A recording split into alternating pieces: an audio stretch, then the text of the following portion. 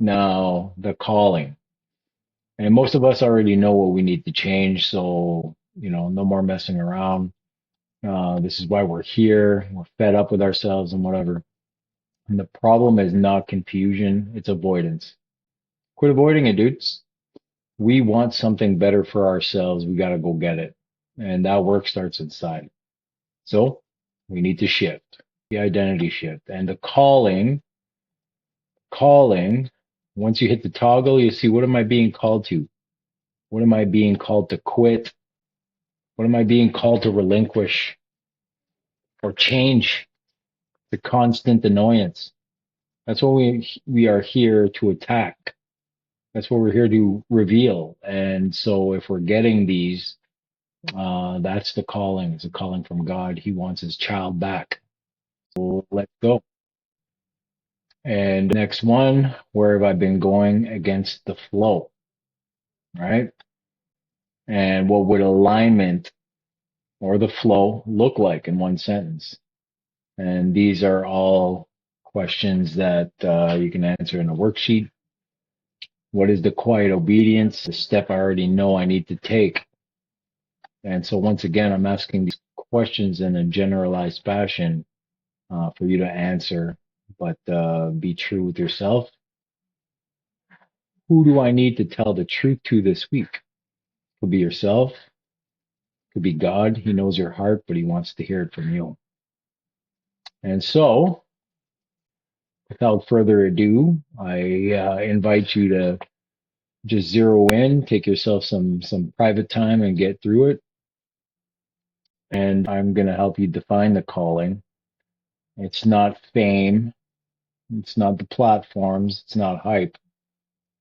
It's alignment and obedience, right? That's what we want with ourselves. And it clears the noise. So when you're called to do something, you have to clear the noise.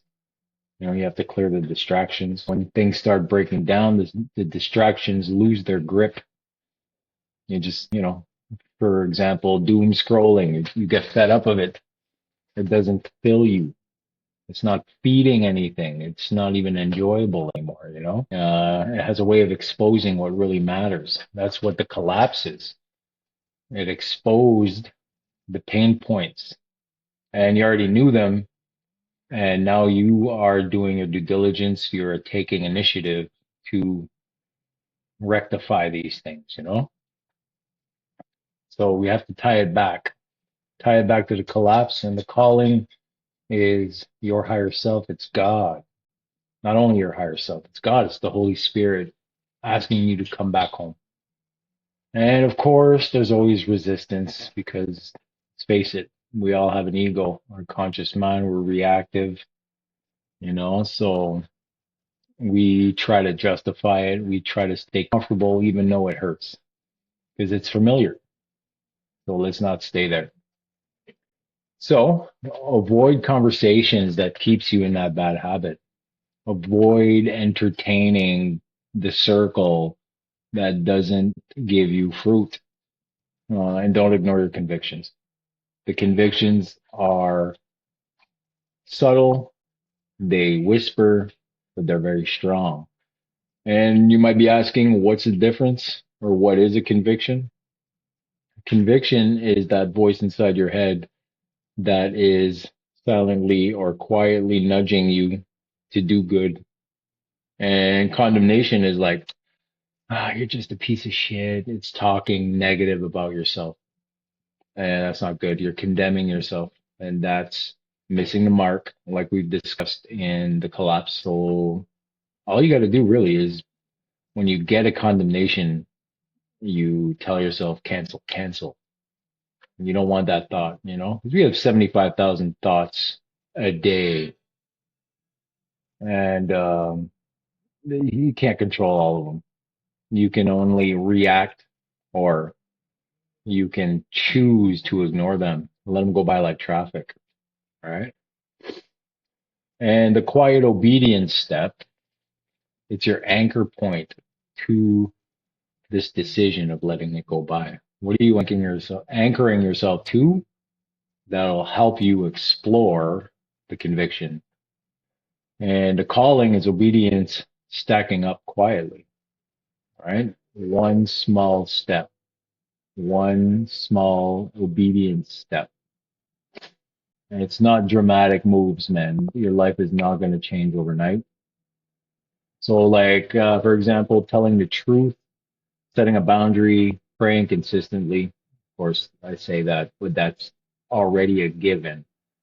And how I understand prayer, how I pray, is like talking to my dad, you know, it's our father, and he already knows your heart. So the way you talk doesn't have to be scripted. Just be humble, be open, and be truthful, right? Be yourself. And apologizing, of course, for your own good.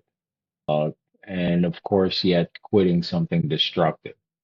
And that's whatever that case may be that's not serving you, as we discussed in the collapse. So now, what have you been avoiding and what do you already know exists, right? What do you already know needs to change? Because that has to change before the calling moves forward. And how much are you ignoring that change? And given the circumstances that you might be living in, you have no choice sometimes, like relationships, careers, strategies, the significance of the circumstances. Can't just throw it in the water, right? So these are the small changes. Everything changes in the outside of you once the inside has been cleansed, once you've made that small decision. If you got a big goal for yourself, which is great, break that down into small steps. It's the only way we're going to get through this. And so, one action I'd like to ask of you, or you could ask of yourself in the next 24 hours, one small thing that you can change. It could be a thought process, it could be how you wake up in the morning. In fact, it could be or should be how you pray, right? How you align yourself for the day. And at night, same thing, right? Align yourself for a good sleep.